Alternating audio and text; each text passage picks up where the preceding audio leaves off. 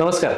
Diabetic फूट म्हणजे diabetes किंवा मधुमेह असताना पावलाचे होणारे आजार याच्याबद्दल खूप काही समज आणि गैरसमज आहेत. त्याच्यातले काही आज आपण दूर करण्याचा प्रयत्न करूया. आपल्याला मधुमेह असताना आपल्याला गँग्रीन या सर्वात डेंजरस गोष्टीची माहिती आहे. म्हणजे पावलाला काळपटपणा येणं किंवा एखादा भाग खराब होणं की ज्याच्यामुळे अँप्युटेशन किंवा तो पावलाचा भाग किंवा पाऊलच काढावं लागणं, या सर्जरीज बद्दल आपल्या सगळ्यांनाच माहिती आहे. पण अगदी त्या स्टेज पर्यंत जाईपर्यंत आपण पावलाची काळजी घेणं बंद करायची का, हा एक मोठा प्रश्न आपण स्वतःला विचारणं गरजेचं आहे. मधुमेह हा भारतामध्ये कित्येक लोकांना असणारा आजार आहे आणि अगदी पावलाची वाईट परिस्थिती होईपर्यंत आपण मधुमेहाची ट्रीटमेंट टाळणं आणि पावलाची काळजी न घेणं ही सर्वात मोठी घोडचूक आहे.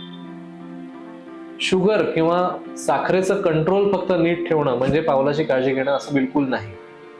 डायबिटीसमध्ये पावलाचे 2-3 त्रास आपल्याला उद्भवू शकतात. डायबेटिक अल्सर्स म्हणजे तळपायाला आणि वरतून होणाऱ्या ज्या काही जखमा आहेत ह्या फार त्रासदायक असतात. डायबिटीसमध्ये आपल्या पावलांना होणाऱ्या जखमा ज्या आहेत या खूप त्रासदायक असतात. याला डायबेटिक अल्सर्स म्हणतो. या जखमा होण्याचं मुख्य कारण म्हणजे डायबिटीसमध्ये पावलाला जी काही सेन्सेशन्स आहेत ही हळूहळू कमी व्हायला लागतात. चालताना आजूबाजूच्या गोष्टींच्या आपल्याला ठेच लागून तिकडे अल्सर होण्याची संभावना खूप जास्ती असते.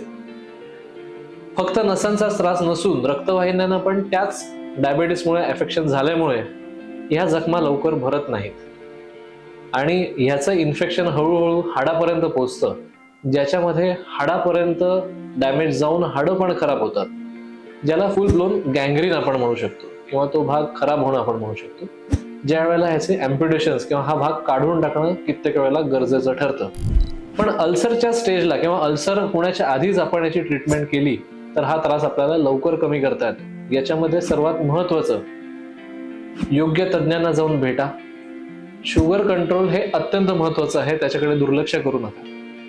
अल्सर्स होत आहेत किंवा तळपायाला आपण कुरूप ज्याला म्हणतो किंवा एखादा भाग घासला गेल्यासारखा होत असेल तर त्याला फक्त स्किनला वरतून लावणं किंवा त्वचा रोग तज्ञांकडनं लावून फक्त मलम न लावता ऑर्थोपेडिक सर्जनकडनं जाऊन हाडामुळे होणाऱ्या जखमा आपल्याला कशा टाळता येतील किंवा झाल्या असतील तर त्याची कशी ट्रीटमेंट करायची हे जाणून घेणं महत्वाचं आहे.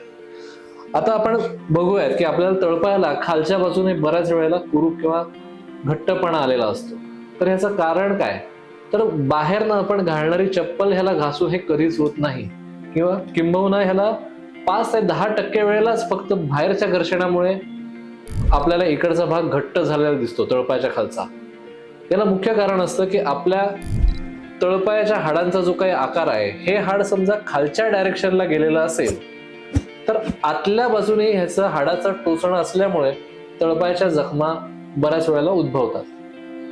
या वेळेला ह्याला MIS सर्जरी म्हणजे मिनिमली इन्व्हेसिव्ह सर्जरी म्हणून एक प्रकार आहे, ज्याच्यामध्ये अगदी ब्रश सारख्या एका छोट्या टाक्याच्या सर्जरीतनं आपण ह्या हाडाचा आकार सुधारवू शकतो आणि ज्याच्यामुळे हे खाली जाऊन स्किनला आपटणारं हाड आहे हे आपण वरती ढकलू शकतो. ह्या सर्जरीज नंतर अगदी दुसऱ्या दिवशी पूर्ण वजन टाकून आपण चालू शकता आणि लवकरच तुमच्या पायाला होणाऱ्या जखमा ज्या आहेत ह्या लवकर भरतात असं आपल्याला लक्षात येतं.